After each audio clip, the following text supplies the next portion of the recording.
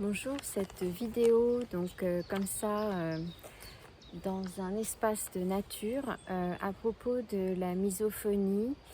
euh, donc, euh, on pourrait aussi parler tout simplement aussi de l'hypersensibilité au bruit.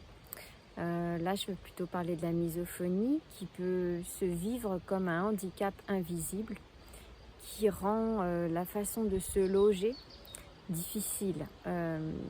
Alors déjà, se loger tout court, vu les prix depuis des années, c'est difficile, mais lorsqu'il y a misophonie, tout comme quand il y a vraiment hypersensibilité au bruit et grande souffrance, euh, les personnes ne sont pas forcément entendues et compris, même en parlant aux bailleurs, aux administrations, aux agences immobilières. Donc c'est un trouble auditif en quelque sorte rare qui se caractérise par une hypersensibilité extrême à certains sons. Donc dans le cas de la misophonie, ça peut être des sons spécifiques comme le bruit de la mastication, les claviers d'ordinateur, les sons de gens qui respirent fort, par exemple quelqu'un à côté de vous dans les transports en commun qui respire fort. Ou ah là là, la mastication des chewing-gums dans les bus, enfin je veux dire des gens derrière vous dans le bus qui mâchent leur chewing-gum très fort. Bon, c'est des exemples. Après voilà, quand je ferai une vidéo sur l'hypersensibilité au bruit, alors j'ai du mal à vouloir caser dans les cases misophonie, parce que des fois dans les misophones, il y a aussi des gens tout simplement hypersensibles qui ont une accumulation qui ont eu une accumulation de chocs tout simplement.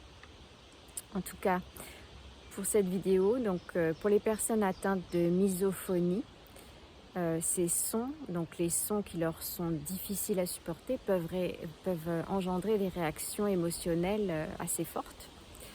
Voilà, de l'irritation, de la colère. Donc là, vous allez avoir le son du vent. J'espère que ça va aller pour vous. Cette vidéo tournée comme ça dans un parc. Et justement, pour pas la tourner dans l'immeuble où il y avait un peu trop de bruit de voisinage. Donc voilà, ça peut générer des réactions émotionnelles assez fortes, comme évidemment le stress, l'anxiété, la colère, l'irritation, l'irritabilité. Ça peut aller jusqu'à être malade, avoir la nausée dans des transports en commun, etc. Donc les logements et la façon de se loger, c'est véritablement un parcours du combattant. À moins d'avoir eu la chance d'avoir su dès le début, après le bac, construire une vie confortable avec une grosse situation. Donc dans ce cas, d'avoir pu acheter une maison au calme, alors là, tant mieux pour vous et du coup, c'est fluide. Par contre, pour tous ceux qui n'ont pas les moyens de se loger, qui dépendent des studios, des studettes en immeuble, qui dépendent de l'acceptation de leur dossier dans les agences et par les bailleurs, qui dépendent des HLM aussi. Là, c'est une immense souffrance parce que, à moins d'avoir énormément de chance de tomber dans un immeuble super bien insonorisé, généralement les immeubles, il y a les bruits des portes qui claquent, même si les gens ne font pas exprès de claquer leurs portes. Mais je veux dire, pour peu que vous habitiez en rez-de-chaussée, c'est catastrophique, les bruits du parking souterrain, il y a les bruits des halls, des allées et venues des résidents, il y a les pas au-dessus de vous, les sons des chaises, quand les gens traînent leurs chaises, quand ils mangent ou quand ils débarrassent la table, ils traînent leurs chaises, ça fait un bruit grinçant qui résonne, mais ça fait mal au crâne, mal aux dents, mal à tout ce que vous voulez. Certains ont l'intelligence de mettre des petits tampons en tissu, des petits patins sous leur chaise. Je dis pas que tout le monde est stupide quand ils le font pas, mais voilà, il y a des gens qui n'y pensent pas parce que de toute façon, ils sont pas conscients qu'ils font du bruit. Donc voilà, la vie en immeuble et les recherches de logement pour les misophones, tout comme pour les hypersensibles, c'est très difficile parce que ça va de déménagement en déménagement. Donc du coup, la vie va de déménagement en déménagement, cherchant désespérément un endroit calme. Il y a des personnes qui arrivent à déménager à la campagne et qui finalement se retrouvent à côté d'un voisin qui a 5 chiens de chasse, qui aboie toute la journée. Donc du coup, les bruits, ça agresse, ça fait mal. C'est, comme je vous le disais, c'est très peu compris par les gens qui, eux, n'en souffrent pas. J'ai déjà entendu dire ah oui, mais les bruits, c'est dans la tête. Ah oui, mais c'est juste toi ou vous qui vous conditionnez comme ça. Ah non, pas du tout. Non, les bruits, quand ça cogne et ça fait mal. Ça fait mal, ça se répercute dans le système nerveux, ça fait comme un choc. C'est vraiment très très douloureux, très désagréable, insupportable. Donc j'en reviens au thème de cette vidéo qui est le fait que cette souffrance, misophonie ou hypersensibilité au bruit rend le quotidien extrêmement difficile. Ou bien est-ce peut-être ce quotidien, ce monde urbain, ce système et ce monde immobilier très cher où les gens qui n'ont pas de gros moyens ne sont pas libres d'aller habiter en maison au calme avec plein d'hectares autour. Et dans ce cas, c'est plutôt le système, la surpopulation, entre guillemets, enfin le système immobilier, les prix qui rendent la vie des misophones et des hypersensibles absolument difficile. C'est un parcours du combattant pour se loger correctement. Et donc, voilà, ça rend un quotidien très difficile. La recherche d'un logement adapté, même quand vous, par exemple, si vous êtes en demande HLM. Donc je change de bras petit à petit pour tenir le, le téléphone pour filmer cette petite vidéo. Admettons, voilà, vous n'en pouvez plus d'habiter dans le privé, dans des studettes, dans des studios chers et bruyants. Et vous êtes en attente HLM. Alors les HLM, les résidences sociales, c'est parce qu'il y a de plus calme, mais bon, voilà, vous n'avez pas le choix, vous êtes en attente. Et vous mettez bien dans le petit encadré des choses spécifiques à signaler sur votre santé, vous mettez bien que vous avez besoin de calme et que c'est, voilà, c'est, au niveau santé, c'est très important pour vous. Donc je ne sais pas vous, n'hésitez pas à me dire en commentaire, mais rarement la préfecture, la mairie, les bailleurs sociaux, rarement ils vont faire attention à ça. Je ne veux pas mettre une critique, je ne veux pas leur casser du sucre sur le dos, mais pour avoir vraiment vécu ça pendant 30 ans, ils lisent pas ça. Si vous mettez que vous avez un handicap, ils vous mettent dans les logements aménagés handicap, avec la salle de bain conçue pour les handicaps, les WC conçus pour les handicaps, mais rarement, enfin moi j'ai jamais entendu encore de cas où la préfecture, la mairie, les bailleurs sociaux faisaient vraiment attention aux besoins de calme de quelqu'un qui souffre atrocement quand il est entouré de bruit. Donc c'est vraiment très dur, ça peut gâcher une vie entière, avoir des répercussions sur tout, sur l'emploi, sur la façon de pouvoir travailler, ça peut avoir des répercussions sur vos connaissances amicales, c'est-à-dire que vous sortez plus, vous êtes épuisé, vous n'en pouvez plus. Ça peut avoir des répercussions sur toute votre vie. Du coup, toute votre vie est une survie, puisque votre système nerveux est constamment en alerte. Et du coup, c'est pareil, vous ne pouvez pas construire un couple, une vie maritale, des enfants, enfin avoir des enfants. Ça a beaucoup de répercussions.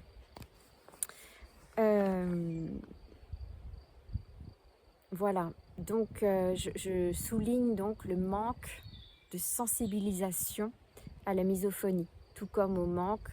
Ouais, la vidéo va pas être très, vous savez, je le tiens comme je peux, mais des fois ça part en biais. Mais bon, je disais donc je voulais parler du manque de sensibilisation à la misophonie et à l'hypersensibilité au bruit.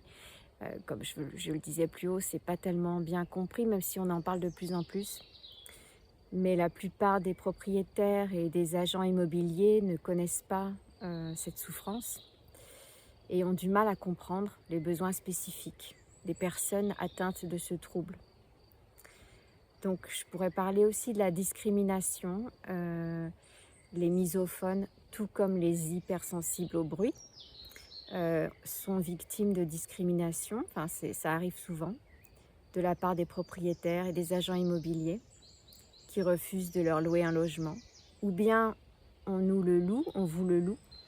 Et puis quand vous essayez d'expliquer que les portes qui claquent 1000 fois par jour, que les talons du dessus, ou que les fêtes, les gens qui font la fête tard la nuit, ou ceux qui déménagent même de nuit, parce que ça j'ai vu beaucoup ce cas de figure-là, où les horaires ne sont pas respectés. Et quand vous dites gentiment, ou bien posément et poliment que ça vous fait mal et qu'il faut trouver une solution, bah vous passez pour la pénible, vous passez pour...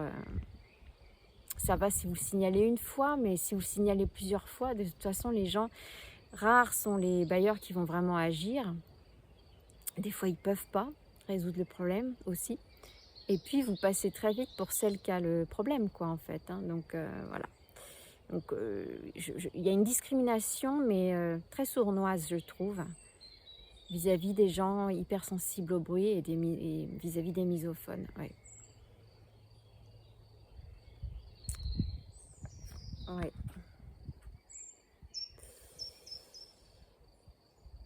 Et je dirais même, moi j'étendrais ça plus loin, c'est pas que les agents immobiliers et les bailleurs, hein. Des fois c'est les administrations hein, qui font la sourde oreille hein, aussi. Hein.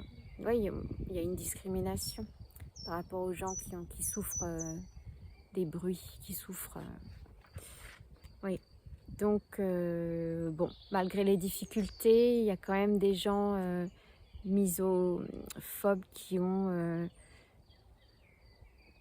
arrivent à trouver des logements, heureusement. Il y a des hypersensibles au bruit qui arrivent à faire petit à petit leur vie, mais ouais, donc c'est sûr que ça prend beaucoup plus de temps. Alors voilà, au niveau des recherches, ça prend beaucoup plus de temps, donc c'est prendre votre temps, de bien lister vos critères.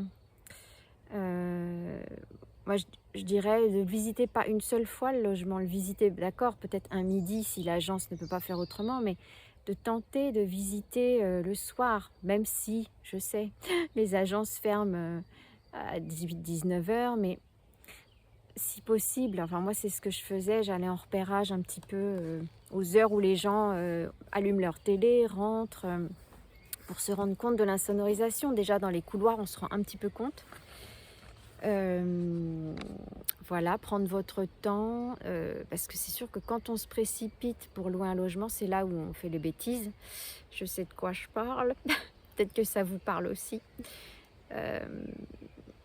Voilà, donc bien observer le quartier. Bon, je vous dis pas de passer 2 jours dedans, mais observer quand même un peu l'ambiance du quartier, évidemment.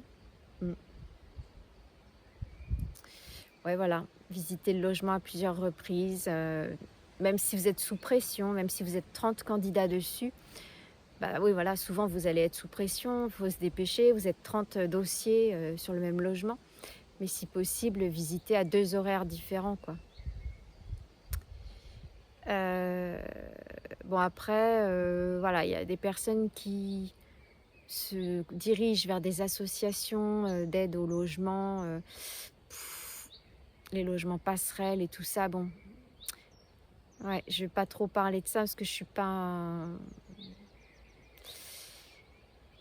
Mes expériences avec ces personnes, moi, on m'a jamais aidée, on m'a jamais tendu la main, donc peut-être que vous, oui. Non, moi, malheureusement, oui, je vais essayer de pas trop en parler parce que je ne souhaite pas faire du mal ou critiquer, mais voilà, non. Moi, on m'a jamais tendu la main ni aidée au niveau associatif. Donc, vivre avec la misophonie, voilà, et l'hypersensibilité au bruit, c'est un vrai défi. C'est, on n'est pas mis à l'écart, mais on est quand même... on peut pas vivre comme tout le monde et vous pouvez pas vivre comme tout le monde, quoi. Hein. Il y a des... Voilà, les sons vous font mal ou vous irritent, alors que d'autres, eux, ils entendent rien ou ils font gaffe à rien. Donc, mais il est quand même possible de trouver à construire une vie, voilà. Ça demande des choix, des renoncements au niveau ville, au niveau région, au niveau style de vie.